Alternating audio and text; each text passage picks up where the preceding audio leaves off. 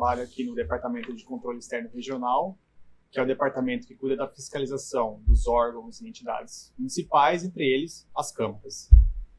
E hoje a gente veio falar aqui de um tema, né, que é a questão das deficiências.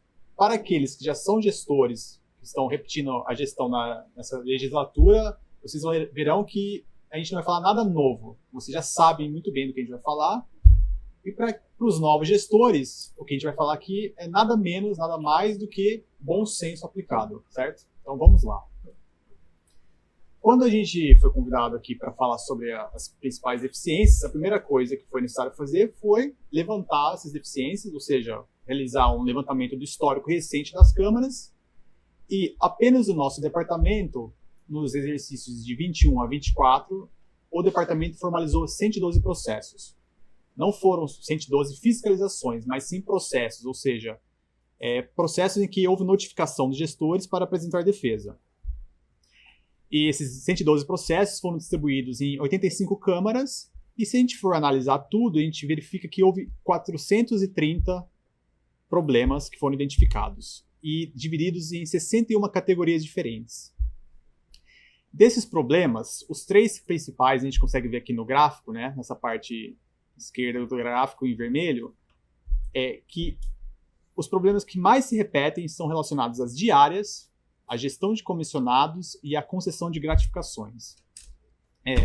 Basicamente, 1/3, mais ou menos, de todas as deficiências que foram identificadas se concentram nesses 3 temas, que são os temas que a gente vai abordar hoje aqui. E também vai apresentar algumas estratégias para vocês mitigarem possíveis problemas, né?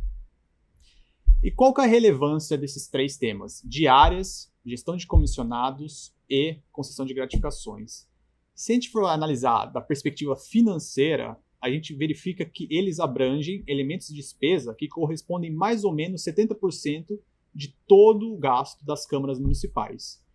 827 milhões de reais em 2024 estiveram relacionados com pessoal, né, que é a remuneração do pessoal e também a obrigação as contribuições patronais, indenizações e restituições que conversam com as gratificações e diárias. Ou seja, aqui a gente verifica que vocês que estão na gestão de uma Câmara Municipal têm uma excelente oportunidade de fazer uma legislatura acima da média. Basta focar nesses 3 elementos que a gente vai falar aqui. Por quê?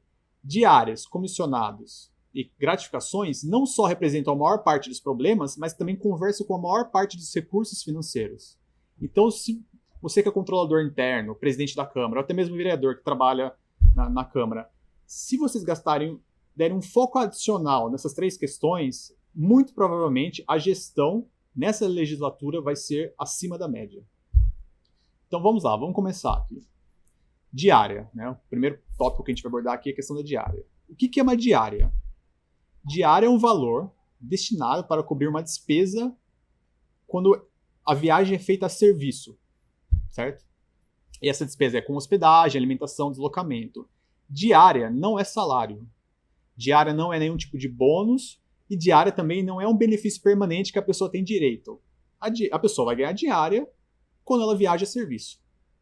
Se o intuito da diária é cobrir despesas com viagens a serviço, logo o valor da diária tem que ser compatível com essas despesas. E daí vem o primeiro problema que é identificado, né, que o tribunal identifica que o valor das diárias é excessivo muitas vezes. Então aqui no nosso slide a gente tem um caso real de uma Câmara. A gente bloqueou o nome da Câmara porque o objetivo aqui não é expor ninguém, é só ilustrar um fato, né? Uma Câmara que tinha uma diária vigente em 2023 para um deslocamento dentro do estado sem pernoite de R$500. Quando a gente comparava com a diária do prefeito de Recife, era só R$170. E uma diária do vereador da Câmara do Recife era R$300. Ou seja, essa Câmara, que tinha esse valor diário, tinha uma diária muito alta, um valor muito alto, e que, no julgamento, isso foi apontado no relatório de auditoria, a pessoa foi notificada, o gestor da Câmara, o conselheiro responsável por relatar o processo julgou que esse valor seria irrazoável. Então aí vem o primeiro ponto, que você que trabalha no controle interno, ou presidente da Câmara, é verificar se o valor da diária que vocês estão pagando está muito alto ou não, para para cobrir as despesas de deslocamento, alimentação, enfim, coisas que estejam relacionadas à viagem e a serviço. E isso, né, essa obrigação de rever os valores diários é algo que o tribunal tem feito bastante. Então aqui eu trouxe 2 determinações recentes, né, 2 acórdãos, em que houve determinações com prazo, sujeito a multa se não fosse feito, para que os valores das diárias fossem revistos, né, para que estivessem alinhados com as despesas reais quando a viagem é feita a serviço. Então esse é o primeiro ponto aqui, valor da diária. Né? O valor da diária tem que ser compatível, não pode ser excessivo.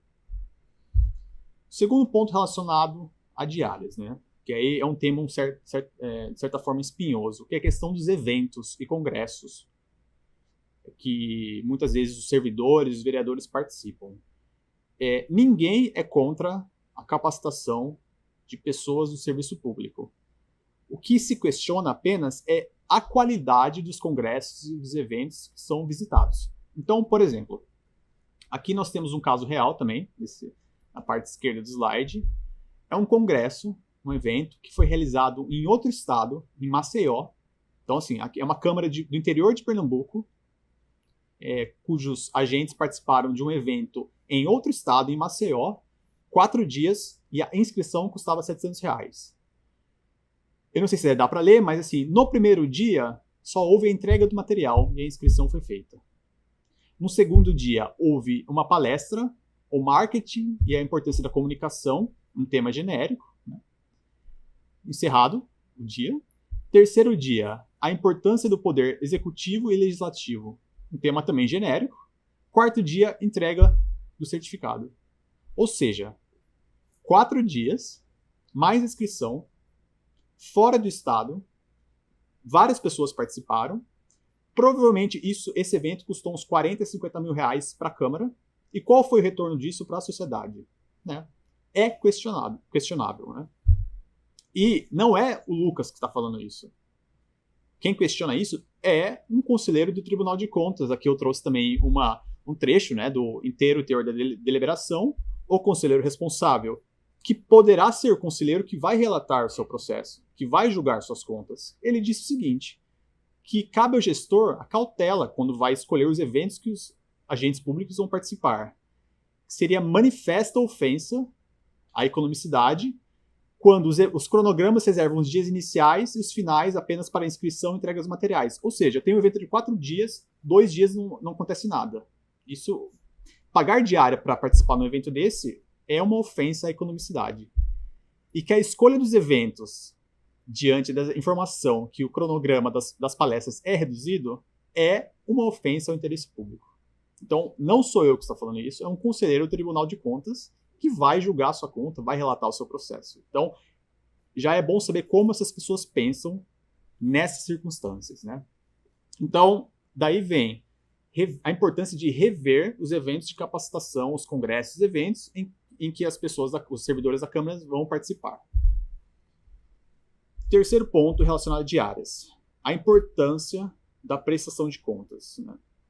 A prestação de contas é um ato burocrático, é uma burocracia. E a burocracia tem 2 funções, se a gente for analisar melhor, né?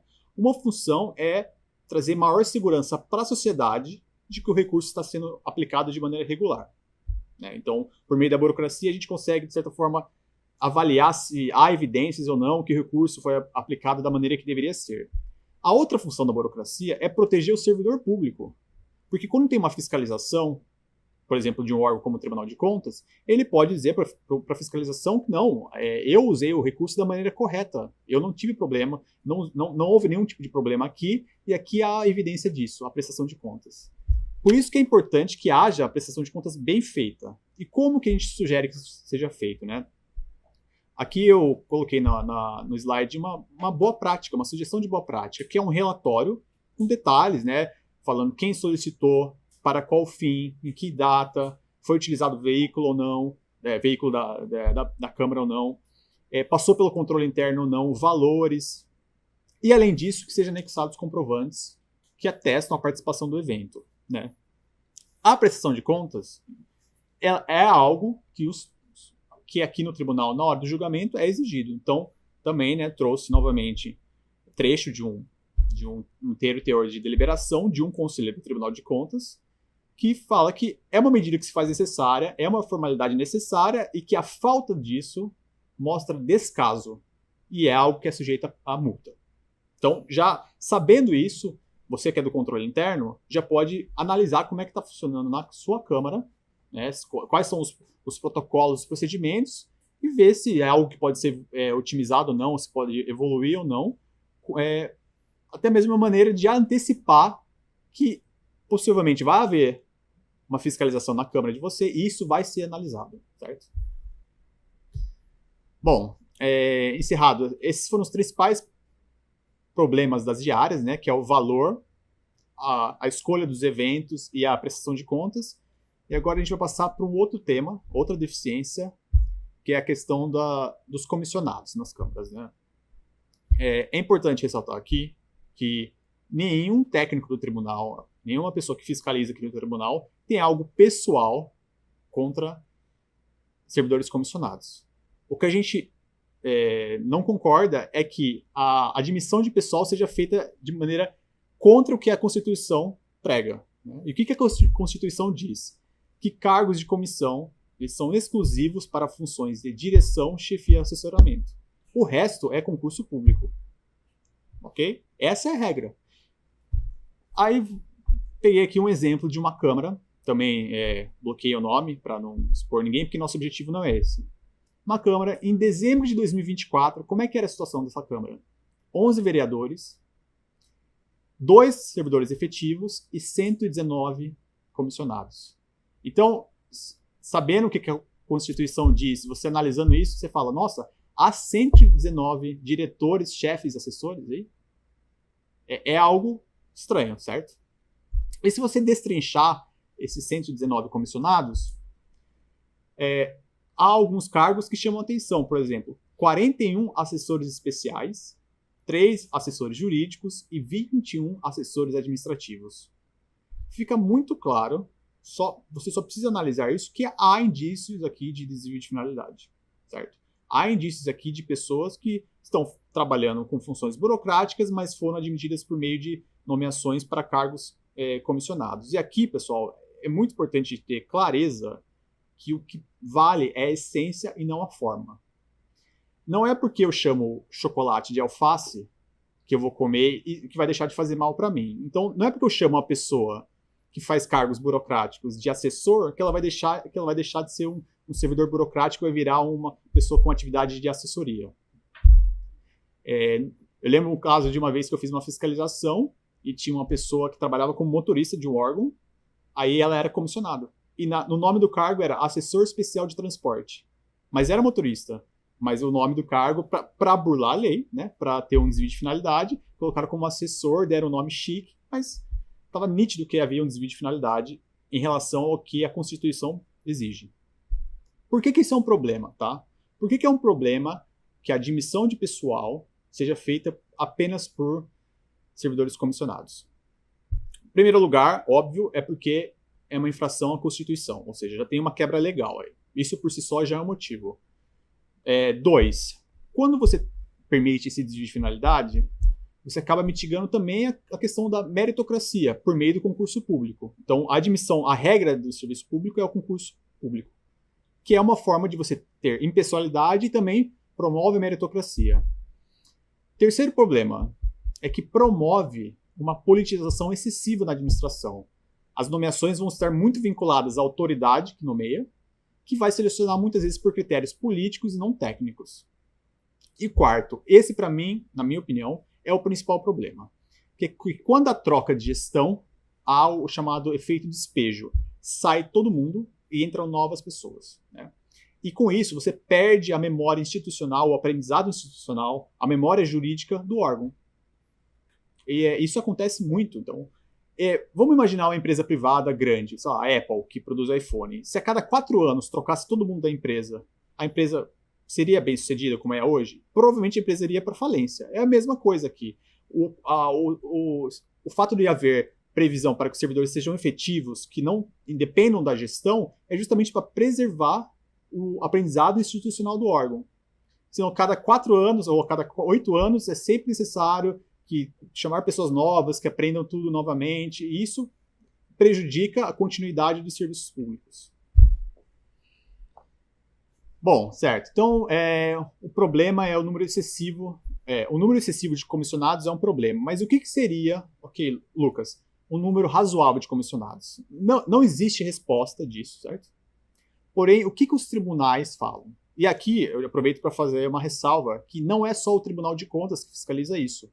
Os tribunais de justiça também fiscalizam isso, muitas vezes por meio de ações civis públicas. E o que os tribunais falam, né? O STF, aqui eu trouxe umas decisões, né, do STF, do Tribunal de Justiça do Rio de Janeiro e do Tribunal de Justiça de São Paulo. Se a regra é concurso público e a admissão de servidores comissionados é exceção, é óbvio que não pode ter mais servidores comissionados do que efetivos. A exceção nunca pode ser superior à regra. Então, com base nisso, a minha opinião é que a abordagem mais conservadora é evitar que o número de comissionados seja superior a 50% dos efetivos. Porque, automaticamente, a exceção vira regra. Então, já há um desvio de finalidade. E aqui eu trouxe uma determinação recente, né, para mostrar que o Tribunal de Contas, aqui é uma Câmara Municipal, a decisão é referente a uma Câmara Municipal, o Tribunal de Contas determinou, num caso, que fosse extintos cargos comissionados, em que as atribuições não eram compatíveis com o que diz a Constituição, que fosse realizado concurso e que pessoas que estavam em cargos comissionados à época fossem exoneradas. Então, o tribunal, aqui nesse caso, foi com muita força, deu prazo para que isso fosse feito, e é algo que, se o gestor não fizer, vai levar multa e pode ter a conta reprovada. Bom, então eu falei dos comissionados, né, a questão falei das diárias, falei dos comissionados, agora eu vou falar da terceira grande deficiência que a gente identifica aqui quando a gente trabalha com as câmaras, que é a questão do pagamento de gratificações. O pagamento de gratificações, além do subsídio, precisa ter critérios objetivos para que garanta impessoalidade e transparência. Eu trouxe aqui um exemplo de uma norma de uma Câmara, né? Isso aqui vem de um relatório de auditoria. A norma fala o seguinte: fica o chefe do Poder Legislativo autorizado a conceder gratificação de até 100% dos vencimentos dos servidores. Não fala quem vai receber, o porquê, quanto que vai receber, qual o motivo, como é que é o processo. Ou seja, isso é ruim porque já de cara já deixa claro que não há transparência na concessão, não há impessoalidade. Vai ficar a critério da autoridade, do presidente da Câmara. E por ter essa falta de transparência e não ter impessoalidade, é algo que possibilita abuso, possibilita desvios. Então, de cara, a gente já pode afirmar que toda concessão de gratificação precisa ser baseada no normativo que estabeleça critérios objetivos para a concessão. E que tipo de critério que tem que ser previsto na norma? E aqui eu trouxe aqui alguns critérios, né? Todo mundo pode receber ou só algumas pessoas específicas, né? Por exemplo, sei lá, uma Câmara tem funcionários em home office. Os funcionários de home office vão poder receber também ou não? Enfim, aqui é só uma questão que tem que ser abordada no normativo. Qual o critério? Né? O critério é a assiduidade. Ok, mas como que isso é medido? Tem controle de ponto na Câmara ou não? É algo que tem que ser abordado também. Qual o critério para definir o valor percentual? Precisa haver critérios objetivos. Como é o processo para a solicitação? Passa pelo controle interno ou não? É direto com o presidente? Qual a periodicidade do pagamento? É algo que fica para sempre ou precisa ser revisitado? Né? Enfim, são coisas que precisam estar na norma que dá autorização para que essa gratificação seja paga. E, novamente, eu trouxe aqui umas determinações recentes do tribunal, em câmaras, que também falam isso, né? Dá prazo para que a Câmara regulamente, com critérios objetivos, o pagamento de gratificações. Outra coisa que acompanha o pagamento de gratificação é que, muitas vezes, essas gratificações vêm com caráter indenizatório. Né? Qual que é o problema? Que indenização, via de regra, é uma coisa específica e destinada para reparar algum dano que o servidor sofra na atividade de trabalho dele. Então, quais são os atributos das verbas indenizatórias? Elas não são inerentes ao cargo, elas são compensatórias, elas são vinculadas a fatos e não ao servidor. Então, assim, para que haja uma indenização, precisa existir um motivo que acarrete essa indenização. Precisa ter algo que o servidor esteja sofrendo, algum tipo de dano, algum tipo de ônus para legitimar uma indenização. E não é o nome da verba que importa, é a essência dela, é a essência sobre a forma, como já falei anteriormente. Inclusive, o próprio Código Tributário fala isso quando fala do imposto de renda. Você pode chamar a verba que você vai receber do imposto de renda de qualquer forma, mas se o fisco entender que ela tem caráter remuneratório, ele vai cobrar imposto de renda de você. Então não adianta chamar de indenização, né? É a mesma coisa aqui, certo?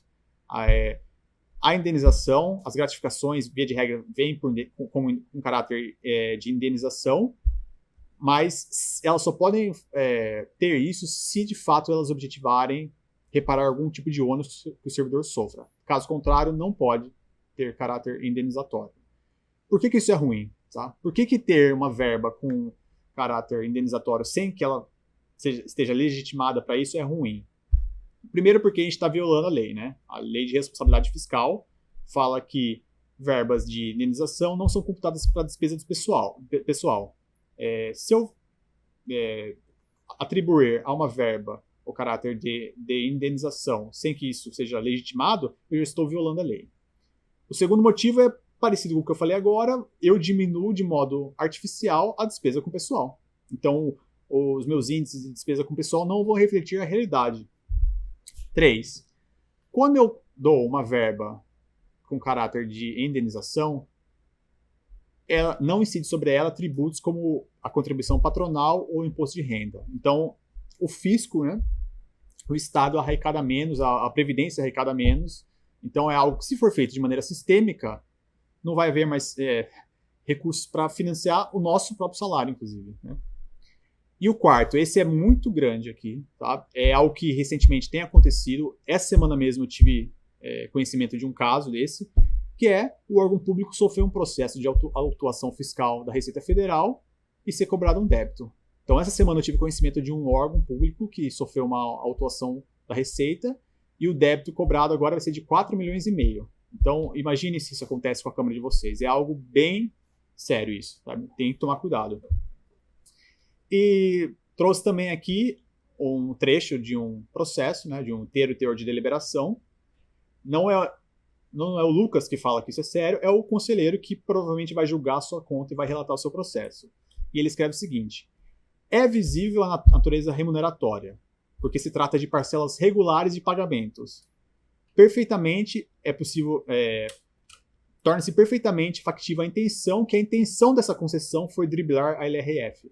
Ou seja, é factível assumir que o objetivo dessa concessão de verba indenizatória foi de fraudar a lei de responsabilidade fiscal. Isso quem está falando não sou eu. Isso quem está falando é um conselheiro do Tribunal de Contas que interpretou isso dessa forma, que pode ser o conselheiro que vai interpretar a sua situação no futuro. Então já é bom se antecipar dessa situação. Por fim, pessoal, o último ponto aqui é que essas 3 deficiências que eu abordei aqui podem não ser a dúvida que você tenha no momento, né? Só que o tribunal tem um instrumento aqui chamado consulta, que você pode ir lá e pedir que o pleno se pronuncie sobre uma dúvida em tese, né?